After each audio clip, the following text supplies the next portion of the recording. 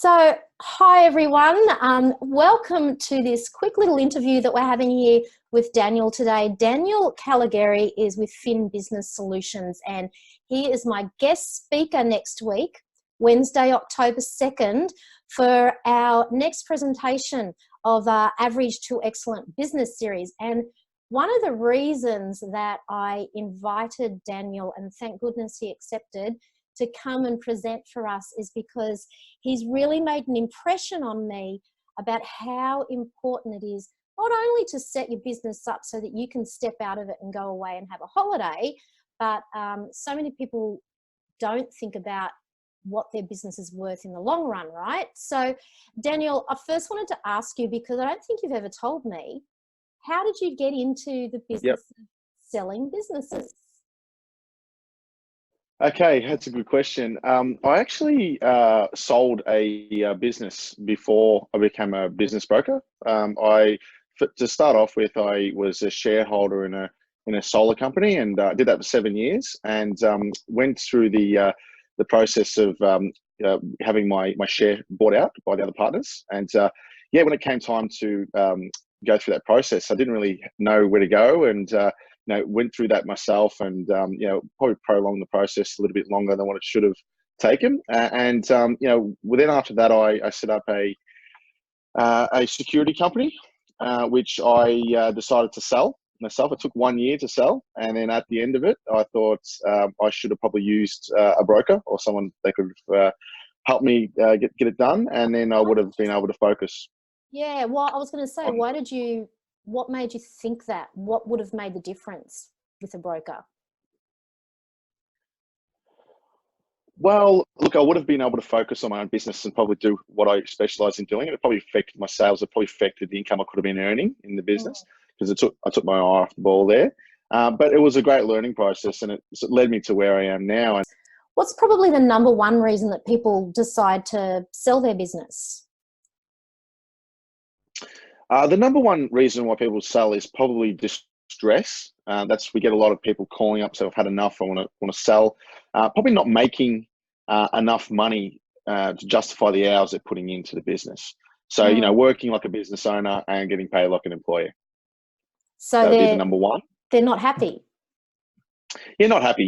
Yeah. So look, when you look at, they've had enough and they're sick of and tired of working in that same job, they're probably not running the business of their dreams, really, to be able to get out of what they're putting in. And so that is rolled into one. And then you've also got, a situation where they just can't justify paying staff, or they get in trouble, or they're just running an average business. Things change, things move on them, whether it be in the industry, and then their competitors may get some market share, and then they're exposed and they have to sell and get out. Yeah, so it's really often it's a reactive process where they're reacting to change or reacting to something negative, or you'd say that's the main catalyst? Well, look, I'd say 7 out of 10 people that call in would be in that category.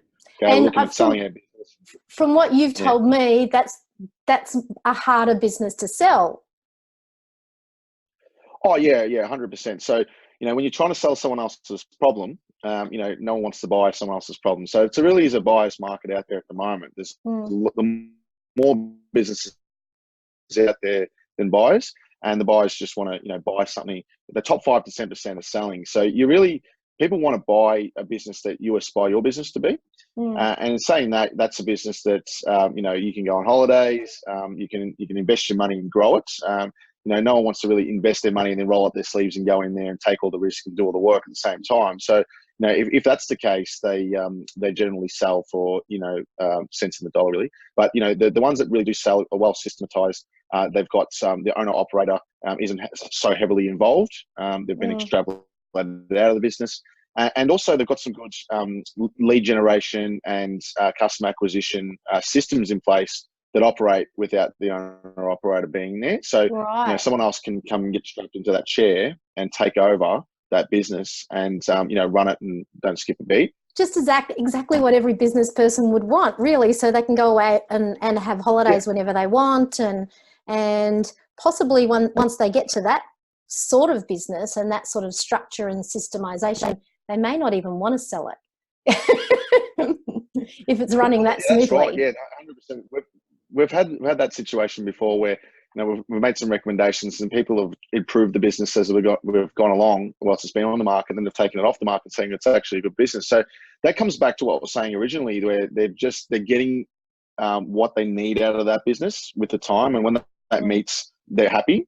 Whereas, you know, they've turned it around, and that may be the catalyst for turning it around to try and get a better sale price.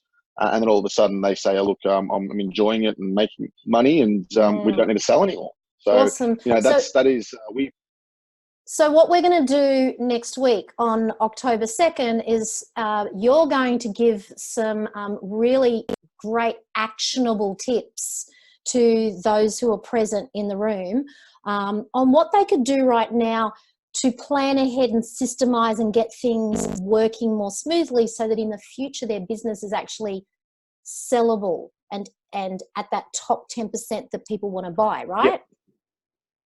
So is there one definitely. little... So we You go ahead. Yeah, so we just aim to provide a lot of value to people, not only just looking to sell their business, it's any business owner. And because what you're finding is that the biggest mistake we find is that people wait till they're ready to sell, then they go and try and systematize their business and start working on their business, where we find that they should be working on their business ongoing, and then not whilst they're when they're ready to sell. And that's about, you know, building an asset versus just working in a job. Then when we're talking next week, we'll also be putting those tips that you give everyone into action, making it applicable to the specific business of the person that's in the room. So anyone attending is going to get some real gems. I'm looking forward to it. Yeah. And what we'll do is we'll provide no cost strategies that will be able to, so people can just go away and then apply to their business straight away. That will, you know, increase the value of their business and make it more attractive to a potential buyer. They both work hand in hand, and, you know, if it's attractive to a buyer, it means it's more profitable. So you enjoy the profits as you go along, and a better all-round business, and ultimately it makes it more saleable and more attractive to a potential buyer. So, you know, you can have your cake and eat it too. A little bit of attention now, a little bit of extra effort in the right spots and the right places to take your business from average up to excellent for so many reasons, right? More profit, and to make it a better asset in the future. You know, there is a bit of misconception in the market out there that, you know, that people will just buy their business based on what they've spent in the business. And that's not necessarily the case. So, you know, really gearing your business up to, and